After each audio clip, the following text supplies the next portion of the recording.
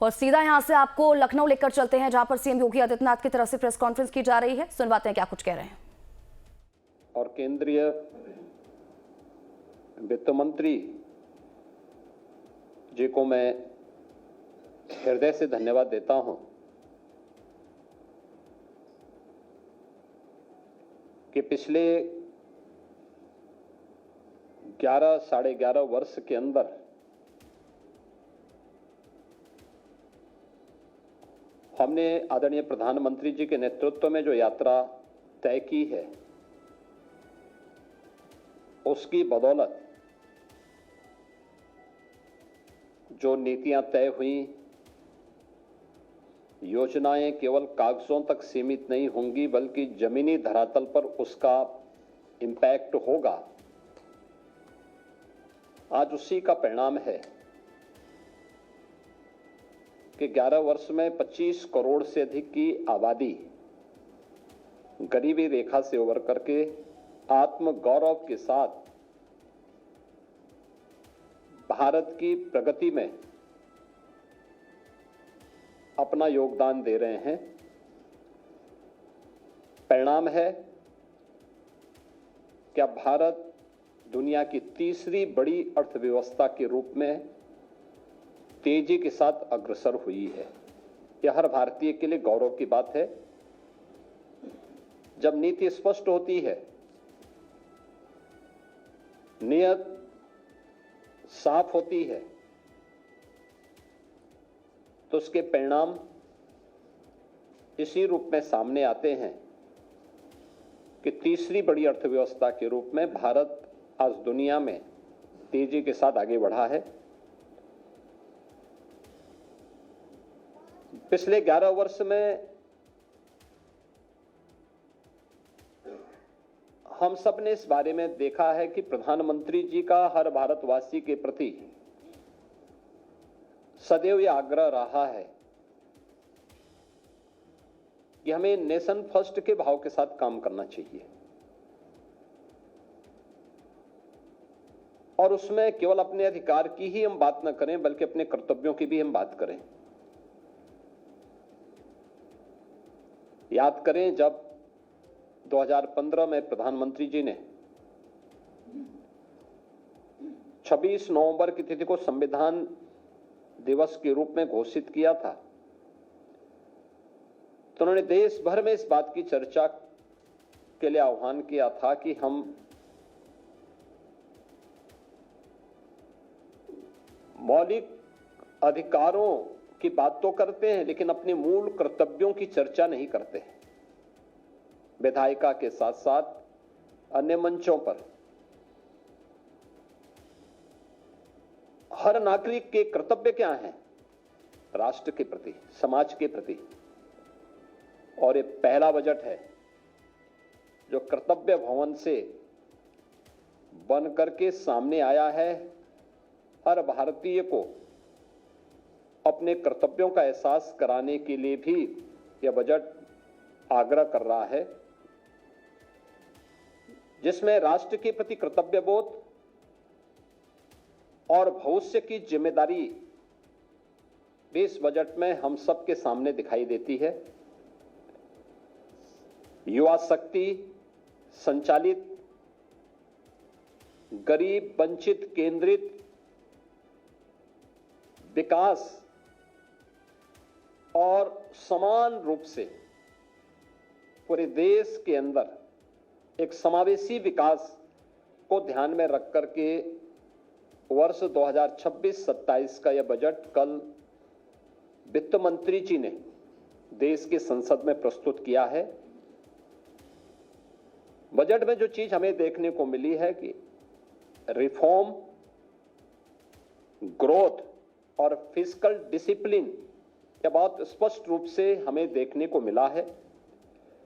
यानी तीनों एक सूत्र में पिरो करके हम आज एक मजबूत भारत के निर्माण की दिशा में आने वाली पीढ़ी को जोड़ करके आगे बढ़ सकें, इसके लिए यह बजट एक सुदृढ़ नींव के रूप में काम करेगा। कल प्रस्तुत संसद में प्रस्तुत बजट इसका प्रतीक है। बजट में हर नागरिक के लिए जो अपने कर्तव्य के बारे में मैंने कहा ना कि मूल कर्तव्यों के बारे में हमने अक्सर चर्चा सुनी है। बजट के माध्यम से 3 महत्वपूर्ण कर्तव्यों की ओर ध्यान आकर्षित किया गया है और इसमें जो महत्वपूर्ण पक्ष इसके माध्यम से हम सबके सामने आए हैं, देखने को मिले हैं कि उन सब पे भी हम लोग आगे बढ़े हैं। बजट में किसान, युवा, महिला और गरीब, इन सभी पक्षों को, इन सबकी आकांक्षाओं को ध्यान में रख करके यह बजट प्रस्तुत हुआ है। स्वाभाविक रूप से इस बजट के माध्यम से देश की सबसे बड़ी आबादी के राज्य की आकांक्षाओं की पूर्ति भी होती है। उसके लिए नई संभावनाओं के द्वार खुले हैं। इसमें मुख्य रूप से जब हम ध्यान देते हैं, सबसे पहली बात है कि 10,000 करोड़ रुपए का एमएसएमई सेक्टर के लिए बजट का प्रावधान। उत्तर प्रदेश देश के अंदर इसको लीड करता है। देश का सबसे बड़ा एमएसएमई बेस यूपी के पास है। 96 लाख एमएसएमई यूनिट यूपी के पास है। 3 करोड़ जो हमारी आबादी है, इस एमएसएमई के माध्यम से आर्थिक स्वावलंबन के पथ पर अग्रसर होती है। ये 10,000 करोड़ रुपए का जो एक फंड है, हमें एमएसएमई सेक्टर में, जिसको हमने ओडीओपी के रूप में, वन डिस्ट्रिक्ट वन प्रोडक्ट के रूप में प्रमोट किया है,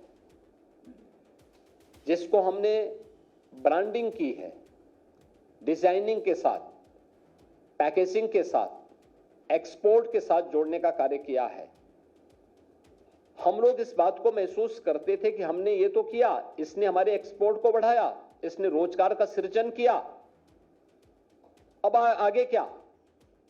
ये 10,000 करोड़ हमें इसके अगले भविष्य के लिए, इसको नई तकनीक के साथ जोड़ने के लिए, ट्रेनिंग के प्रोग्राम के साथ जोड़ने के लिए, एक्सपोर्ट के साथ जोड़ने के लिए, पैकेजिंग की नई संभावनाओं को आगे बढ़ाने में यह यूपी जैसे राज्य को मदद करेगा और यूपी सर्वाधिक लाभ इसका ले पाएगा।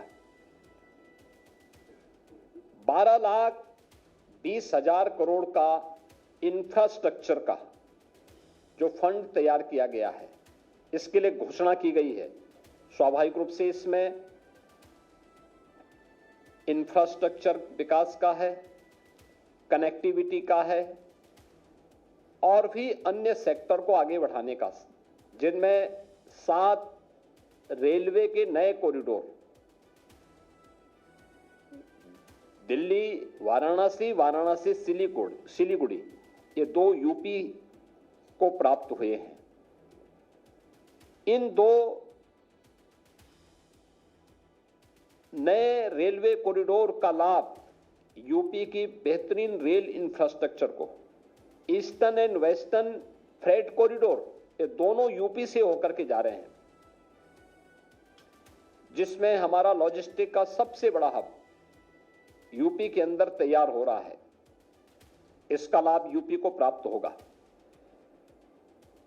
20 वाटरवे, जिनमें यूपी के अंदर देश का पहला वाटरवे, इनलैंड वाटरवे वाराणसी से हल्दिया के बीच में प्रारंभ हो चुका है। हमने वाराणसी, प्रयागराज और इसको यमुना जी में भी आगे बढ़ाने के लिए अपने प्रस्ताव तैयार किए हैं। अयोध्या से हल्दिया के बीच में वाटरवे को संचालित करने का प्रस्ताव, ऐसे ही राप्ती नदी, गोमती नदी, इन सब में भी ये संभावनाएं, और मेरा मानना है कि इन वाटरवे का उपयोग हम यहां पर भी कर पाएंगे। एक इस फील्ड में भी हमें एक नया वो मिला है। दूसरा, कार्गो मूवमेंट के लिए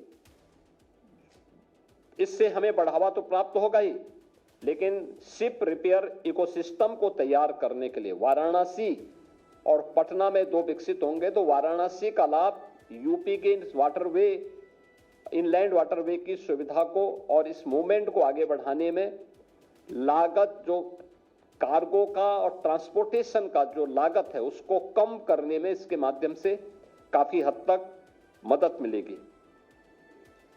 इसके साथ ही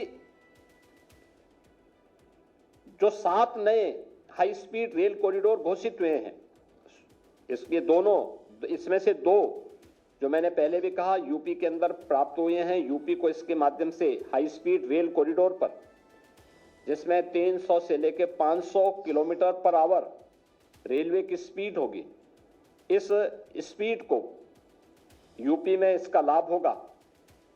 इसके अलावा बायो फार्मा सेक्टर में जो यूपी की नई संभावना है, हम सब जानते हैं कि यूपी इस दिशा में नए सिरे से काम प्रारंभ किया है। अभी कल ही यूपी में हमारी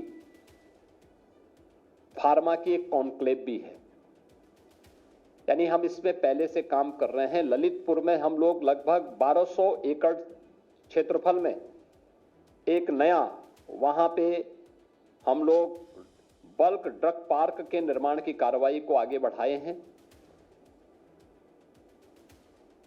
गौतम बुद्ध नगर के यमुना अथॉरिटी में हम लोगों ने मेडिकल डिवाइस पार्क की कार्रवाई हमारे काफी एडवांस स्टेज में है, हम उसको आगे बढ़ा चुके हैं।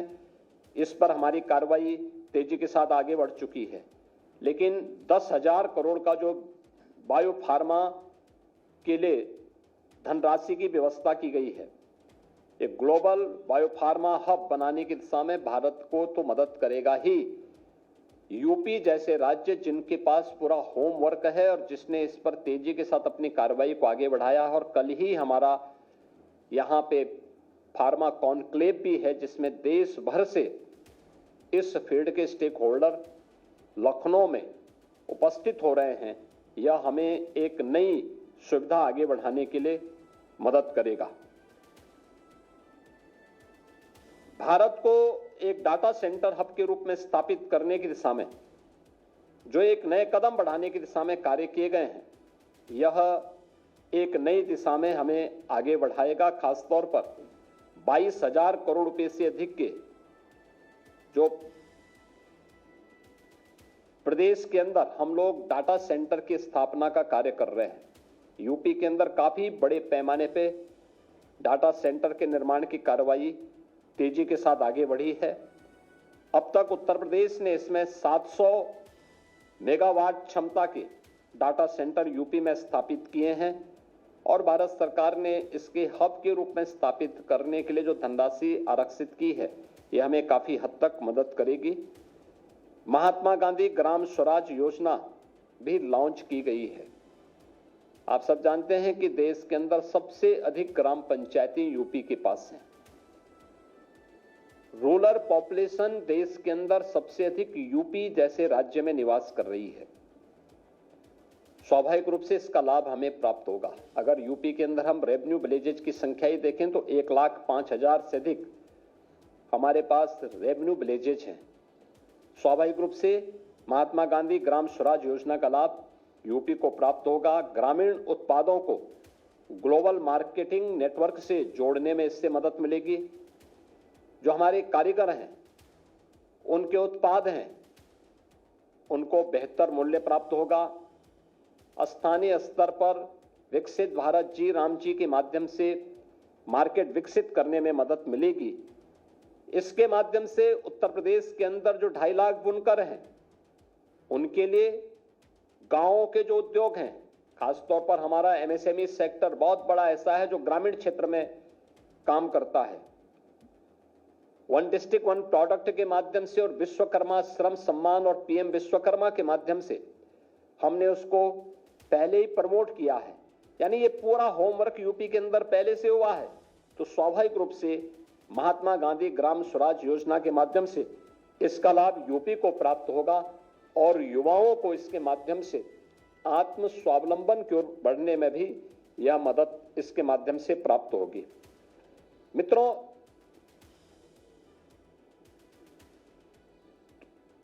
इस बजट में लॉजिस्टिक के लिए भी काफी बड़ी संभावनाएं हैं और उसके हब के रूप में गौतम बुद्ध नगर, कानपुर के साथ ही वाराणसी को, क्योंकि देश का पहला वाटरवे यह वाराणसी से हल्दिया के बीच में प्रारंभ हुआ है।